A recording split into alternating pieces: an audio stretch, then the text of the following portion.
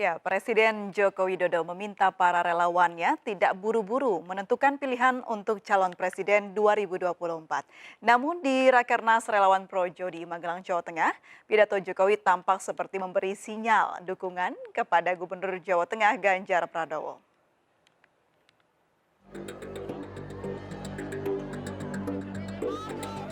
Jokowi hadir di acara Rakernas 5 Projo di Borobudur, Magelang, Jawa Tengah bersama Ibu Negara Iriana Jokowi serta didampingi Gubernur Jawa Tengah Ganjar Pranowo beserta istri Siti Atikoh.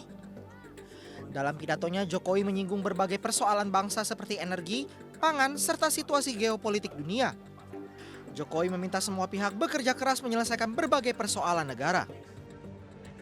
Yang ketiga, karena kita harus fokus dan bekerja untuk menyelesaikan persoalan-persoalan tadi. Yang ketiga, urusan politik, ojo kesususe. Jangan tergesa-gesa. Jangan tergesa-gesa.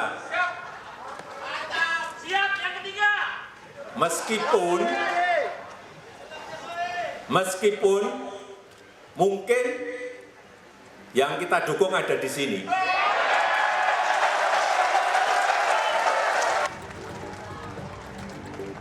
Disinggung terkait dukungan relawan terhadap Ganjar Pranowo sebagai calon presiden tahun 2024, Jokowi mengatakan akan mendengar pendapat dari seluruh pihak dengan menggelar pertemuan nasional seluruh relawan. Sementara di Bojonegoro, Jawa Timur, ribuan santri Pondok Pesantren Hifzil Quran menggelar sholawat dan doa bersama.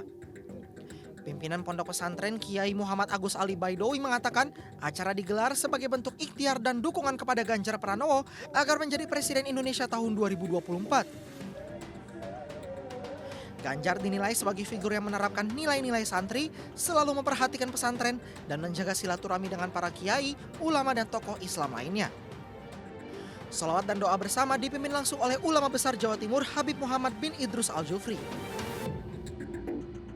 Ya, celetukan Jokowi di Rakernas Projo yang menyebut soal politik jangan terburu-buru meski yang didukung mungkin berada di Rakernas Projo. Di mana kalimat tersebut banyak yang beranggapan ditujukan ke Ganjar Pranowo. Lalu lembaga survei Carta Politika membuat survei peta politik pasca Rakernas Projo. Seperti apa hasil surveinya? Sudah bergabung bersama kami Mas Yunarto Wijaya, Direktur Eksekutif Carta Politika Indonesia, Pak Budi Ari Setiadi, Ketua Umum Projo, serta Bang Masinton Pasaribu, politisi PDI Perjuangan. Saya ingin ke Mas Toto terlebih dahulu sesuai dengan keingintahuan kita nih, bagaimana Carta Politika membuat survei pasca Rakernas Projo. Silakan Mas Toto. Ya, pertama yang saya ingin tegaskan, ini jangan disalahartikan survei ini dibuat untuk membaca apa yang terjadi di Projo dan bagaimana kemudian efek dari momen di Rakernas Projo ya. Karena survei kita memang pengen dilakukan, rencananya dilakukan saat itu tanggal 25 Mei dan berakhir ternyata tanggal 2 Juni kemarin, sekitar 8 hari. Dan kebetulan ada momen memang saat itu terkait dengan Rakernas Projo, kalau saya nggak salah 22 Mei ya, Mas 21 Mei. Dan kalau itulah, tapi kenapa kemudian kita menggunakan istilah pasca Rakernas Projo, bukan efek dari Rakernas Projo. Kalau efek dari Rakernas Projo kita akan tanyakan khusus mengenai apa yang terjadi dan bagaimana persepsi publik. Tapi dari sisi timeline memang ini pasca Rakernas Projo, dan memang yang kita lihat adalah beberapa temuan yang menarik. Misalnya jadi pertanyaan kepada publik, pada masa yang bersamaan apakah elektabilitas dari sosok yang disebut dan ditafsirkan didukung oleh Joko Widodo, dalam hal ini Ganjar Pranowo, mengalami kenaikan? Itu ya. Tetapi itu hanya sebuah hipotesa, bahwa ada variabel lain. Tadi saya lihat di berita ada deklarasi dari relawan, ada mungkin pemberitaan yang cukup masif terkait dengan perbedaan pendapat dari misalnya kader PDI Perjuangan. Itu bisa juga dimasukkan sebagai sebuah variabel. Tapi memang ada kenaikan elektabilitas dari Ganjar Pranowo. Kalau kita lihat di 10 nama, angkanya ada di 31,2%, lalu kemudian disusul oleh Prabowo dan Anies Baswedan. Dan ketika kita lihat disimulasikan di 3 nama sebagai 3 sosok yang selalu memuncaki elektabilitas dalam pilpres, dalam event pilpres, elektabilitas Ganjar Pranowo juga ada di angka sekitar 36,5%, dan memang linier ya. Kalau ditanyakan apakah kenaikan itu bersamaan dengan momen Rakernas Projo? Itu iya. Tapi apakah itu disebabkan oleh Rakernas Projo? Saya pikir banyak variabel lain yang harus dilihat juga secara tidak langsung. Dan kalau pertanyaan lanjutannya adalah dari sini dari riset ini apakah secara implisit ada korelasi antara seorang Joko Widodo sebagai presiden dengan Ganjar Pranowo? Kita tidak tanyakan secara spesifik mengenai Rakernas Projo dan dukungan secara implisit dari Presiden Jokowi ditafsirkan oleh beberapa pihak, tapi memang ditemukan data ketika kita cross tabulasikan data, pemilih yang menyatakan puas terhadap kinerja Joko Widodo dengan Kiai Ma'ruf ada sebesar 68,5%, itu ternyata mayoritas dari pemilih yang menyatakan puas cenderung memang menyatakan dukungannya kepada Ganjar Pranowo. Dari situ kita bisa lihat ada korelasi linier, semakin puas pemilih atau responden terhadap kinerja Joko Widodo itu akan makin menguntungkan Ganjar Pranowo, tapi sebaliknya ketika ada potensi ketidakpuasan terhadap kinerja dari Joko Widodo itu juga akan berkorelasi linier juga terhadap menurunnya elektabilitas dari Ganjar Pranowo. Itu yang menurut saya bisa dilihat sebagai sebuah hasil temuan dari riset kami yang terakhir. Baik, begitu melekatnya begitu ya sosok Jokowi di situasi politik saat ini dengan elektabilitas Ganjar Pranowo. Tadi bahkan kepuasan kinerja pemerintah pun ada hubungannya dengan elektabilitas Ganjar Pranowo. Saya mau minta pendapat dari Projo, Pak Budi, seperti apa? Ya, bagi kami sebagai organisasi pendukung Pak Jokowi kan kepuasan publik menjadi penting karena keberhasilan pemerintahan Pak Jokowi ini menjadi tanggung jawab kami semua. Kami sangat berkepentingan dengan keberhasilan pemerintahan Pak Jokowi dalam periodisasi 2024 sehingga 2024. Sehingga tingkatkan kepuasan publik itu akan berimplikasi kepada approval rating dari Pak Jokowi untuk menentukan siapa suksesor 2024. Dan kami sudah tegaskan bahwa kami ikut tunduk pada perintah Pak Jokowi untuk mendukung siapapun yang beliau dukung. Begitu, Mbak. Baik, apakah ini artinya nama sudah melekat? Apakah ini betul berarti kalau Pak Jokowi arahnya ke Pak Ganjar? Oh, itu kan spekulasi, prosesnya masih berlangsung. Bahwa Mas Ganjar terus mengalami peningkatan dalam survei itu kan masih rekaman, walaupun rekaman survei yang secara saintifik bisa dipertanggungjawabkan. Tetapi kan politik masih dinamis. Ya, Mas Ganjar kalau dicalonin oleh partainya masih Pak Masinton, kalau nggak dicalonin terus mau pakai partai apa? Oke. Dinamika yang mungkin terjadi begitu. Oke, sudah disinggung Bang Masinton, kita langsung tanya ke Bang Masinton. Bang Masinton, ini ternyata kalau dari hasil riset nama Pak Jokowi ini sangat melekat dengan elektabilitas dari Pak Ganjar Pranowo begitu, karena tingkat kepuasan dari kinerja pemerintah itu dekat korelasinya dengan elektabilitas Pak Ganjar. Nah, apakah ini bisa dijadikan pertimbangan oleh PDI Perjuangan untuk mengusung nama ini yang sudah melekat dengan Pak Jokowi? Ya, tentu sebagai sebuah pertimbangan ya banyak variabel lah dalam pertimbangan itu. Sebelum diputuskan nanti ya, tentu ada survei, ada umpama tentang rekam jejak ya, rekam jejak atau prestasi keberhasilan dari masing-masing nama figur yang muncul. Kemudian selain tadi rekam jejak, karakteristik leadership atau kepemimpinan ya.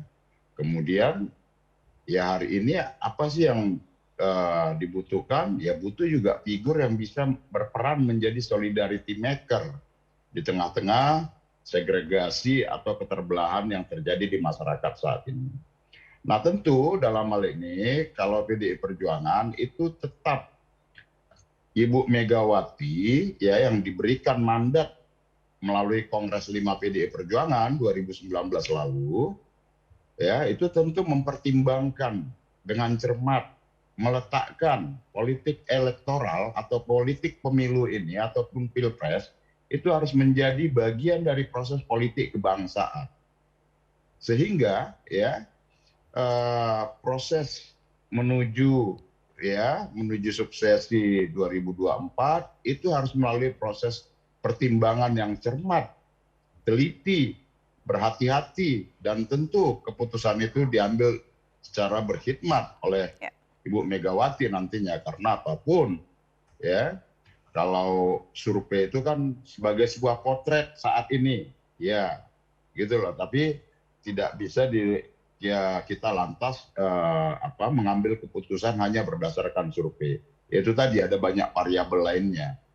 Apalagi umpama terhadap figur tertentu survei ini masih fluktuatif. Nanti Bung Yunarto bisa menjelaskan lah. Oke. Bang Masinton, bagaimana kira-kira seorang Ibu Mega figur ini kira-kira. menunggu momen apa sih untuk bisa menentukan siapa yang diusung nanti di pemilu 2024? Nunggu wangsit Ya, gitu Bu ya, Bang Mega kan, Masinton?